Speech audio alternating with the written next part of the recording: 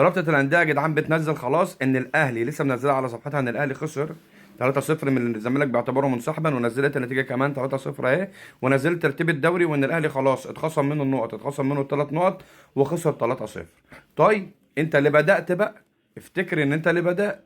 مبروك عليك يا حبيبي الغاء الدوري كله، مبروك يا حبيبي، مبروك عليك يا حبيبي حل الرابطه بالكامل، مبروك عليك يا حبيبي اللي جاي هيبقى خراب على الكوره. الاهلي من شويه اشتكى رابطه الانديه للجنه الاوروبيه، طبعا بقى لازم رابطه الانديه تبان انها شويه دكوره قدام الشعب المصري وقدام المشجعين بقى. قالت لك ايه بقى؟ قالت لك روح منزلين ان الاهلي خسران وان الاهلي خسر 3-0. ليه؟ ما هو اخر يوم ليا، ما كده كده الرابطه عارفه ان ده اخر يوم ليها او بكره بالكتير اخر يوم ليها، فقالت لك انا هطلع وانا هعمل فيها راجل، ما انا كده كده خربانه، اروح منزل ان الاهلي خسران وخلاص، ما انا كده كده متشال.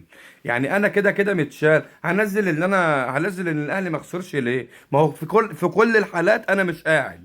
يعني الاهلي بقاله 3 ايام عمال ينكش في رابطه الانديه، والاهلي بقاله 3 ايام عمال يفضح رابطه الانديه، فكده كده رابطه الانديه مش هتكمل. سواء الاهلي ما اتخصمش منه 3 نقط او اتخصم منه 3 نقط، رابطه الانديه مش هتكمل.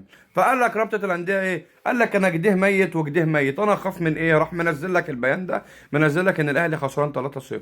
فانت بقى استحمل، استحمل بقى، يعني استحمل اللي جاي. لما رابطه الانديه بقى دي تتحل هيبقى في رابطه جديده، رابطه جديده هتيجي بقرارات جديده، هنشوف، هنشوف، وهنشوف في الاخر مين اللي هينتصر. سلام يا رابطه الفجل.